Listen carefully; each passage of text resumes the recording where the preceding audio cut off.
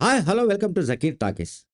ఇవాళ జూబ్లీహిల్స్ ఉప ఎన్నిక గురించి మనం కొన్ని కొత్త విషయాలు మాట్లాడుకోవాలి. ఎందుకంటే కొత్త విషయాలు ఇన్ ద సెన్స్ ఇప్పటిదాకా రాని సమాచారం. ఇప్పటిదాకా బయట ప్రపంచానికి తెలియని సమాచారం నేను ఈ వీడియోలో చెప్తున్నా. బీజేపీ, తెలుగుదేశం, జనసేన పార్టీలతో కూడిన కూటమి ఆంధ్రప్రదేశ్‌లో అధికారంలో ఉన్న సంగతి మనకు తెలుసు. నెక్స్ట్ ఎలక్షన్స్‌లో 2028 ఎన్నికల్లో అసెంబ్లీ ఎన్నికల్లో తెలంగాణలో కూడా ఆ కూటమి రంగప్రవేశం చేసే అవకాశాలున్నట్టు గడిచిన కొద్ది రోజులుగా ప్రచారం జరుగుతోంది. ఆ ప్రచారాన్ని సపోర్ట్ చేసే విధమైన వ్యాఖ్యలు చంద్రబాబు నాయుడు కూడా చేశాడు. తెలుగుదేశం పార్టీ పుట్టిందే తెలంగాణ లోని హైదరాబాద్‌లో. కనుక తెలంగాణలో మా ప్రాబల్యం ఉంది. మా పార్టీ ఉనికి ఉంది. కనుక మేమెందుకు పోటీ చేయకూడదు అని ఆయన ఆ రకమైన టోన్‌లో ఆయన ఒక ఛానెల్‌లో చెప్పాడు. సో, దాన్ని పట్టుకొని ఏంటంటే ఖచ్చితంగా టీడీపీ, జనసేన, బీజేపీ నెక్స్ట్ ఎలక్షన్స్‌లో గ్యారంటీగా తెలంగాణ ఎలక్షన్స్‌లో వాళ్ళు ఎంట్రీ కాబోతున్నారు. కూటమి ఎంట్రీ కాబోతుంది. అదొక యాంగిల్. అయితే నెక్స్ట్ ఇయర్ 2026లో గ్రేటర్ హైదరాబాద్ మున్సిపల్ ఎన్నికలు జరగబోతున్నాయి. జీహెచ్ఎంసీ ఎన్నికలు జరగబోతున్నాయి. సో, జీహెచ్ఎంసీ ఎన్నికల్లో కూడా కూటమి ఎంట్రీ ఇవ్వాలంటే ముందుగా జూబ్లీహిల్స్ ఉప ఎన్నికలో ఎంట్రీ ఇస్తే అంటే ఇక్కడి నుంచి శ్రీకారం చుట్టాలని ఒక ఆలోచనకు టీడీపీ అండ్ బీజేపీ 2 పార్టీలు వస్తున్నట్టుగా కనబడుతోంది. అయితే బీజేపీకి చెందిన దీపక్ రెడ్డి అంటే ఆయన అంతకుముందు పురాతనం టీడీపీలో ఉన్న వ్యక్తే. ఆయన ఇప్పుడు జూబ్లీహిల్స్ టికెట్ ఆశిస్తున్నాడు. కానీ ఒకవేళ కూటమి ఏర్పడిందనుకోండి. కూటమి ఏర్పడినా కూడా ఇన్ కేస్ అయితే దీపక్ రెడ్డినే కూటమి అభ్యర్థిగా పెట్టొచ్చు. అదొక అవకాశం ఉంది. లేదా కూటమి తరపున మరొకరెవరైనా అంటే ఈ మధ్యలో నందమూరి సుహాసిని పేరు కూడా కొంత ఫ్లోట్ అయింది. అంటే ప్రచారంలోకి వచ్చింది కానీ ఇంకా కన్ఫర్మ్ కాలేదు. బీఆర్ఎస్ పార్టీ తరపున సిట్టింగ్ ఎమ్మెల్యే ఎవరైతే అనారోగ్యంతో మరణించారో మాగంటి గోపీనాథ్ భార్య సునీత గారు పోటీ చేస్తున్నట్టుగా తెలుస్తోంది.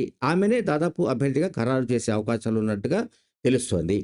100% ఆమె పోటీ చేసే అవకాశాలున్నాయి. అంటే సింపతి ఫ్యాక్టర్ కావచ్చు, అట్లాగే ఇంకా ఇతర అంశాలు ఇవన్నీ కూడా యాడ్ అవుతాయని వాళ్ళు అనుకుంటున్నారు.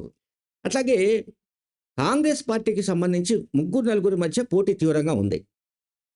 అందులో నవీన్ యాదవ్ ముందంజలో ఉన్నట్టుగా మనకు కనిపిస్తోంది. ఆ తర్వాత విజయారెడ్డి పేరొస్తుంది. అట్లాగే విజయారెడ్డి సోదరుడు గతంలో 2009లో ఆ జూబ్లీహిల్స్ కాన్స్టిట్యూన్సీ నుంచి గెలిచిన ఎమ్మెల్యే ఇప్పుడు ఎక్స్ ఎమ్మెల్యే విష్ణు పేరు కూడా వినిపిస్తోంది. 3, 4 పేర్లయితే చాలా గట్టిగా వినబడుతున్నాయి. అండ్ అజరుద్దీన్ మళ్ళీ నేను పోటీ చేస్తా అంటున్నాడు. లాస్ట్ టైమ్ అతను పోటీ చేసి ఓడిపోయాడు మాగంటి గోపీనాథ్ పైన కాంగ్రెస్ పార్టీ క్యాండిడేట్‌గా. అయితే ఈసారి కూడా తాను పోటీ చేస్తానని చెప్తున్నాడు.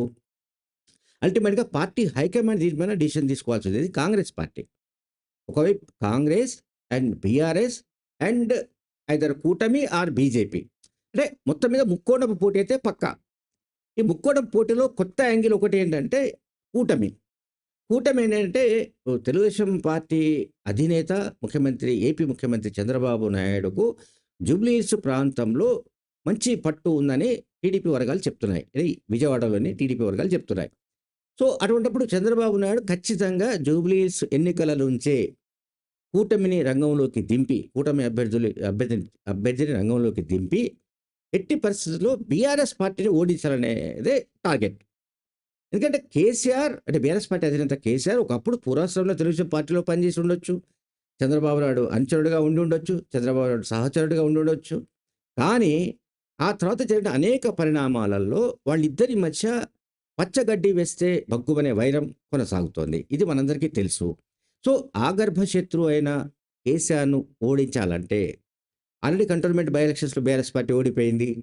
సో, జూబ్లీ హిల్స్‌లో కూడా ఓడిపోతే ఇక బీఆర్ఎస్ పార్టీ పని అయిపోయింది తెలంగాణలో అని చెప్పడానికి వీలవుతుందని బీజేపీ కూడా అనుకుంటోంది.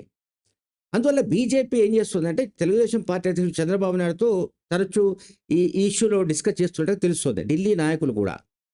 అంటే జూబ్లీ హిల్స్ ఉప ఎన్నికల్లో కూటమి ఎందుకు దిగకూడదు? దిగితే బాగుంటుంది. అక్కడ కేసీఆర్ సంగతి ఏమిటో చూసుకుందాం.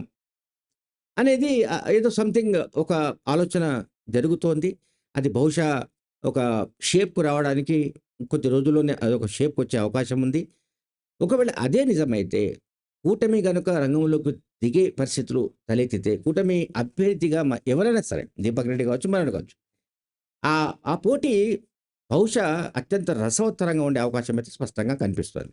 Thank you very much.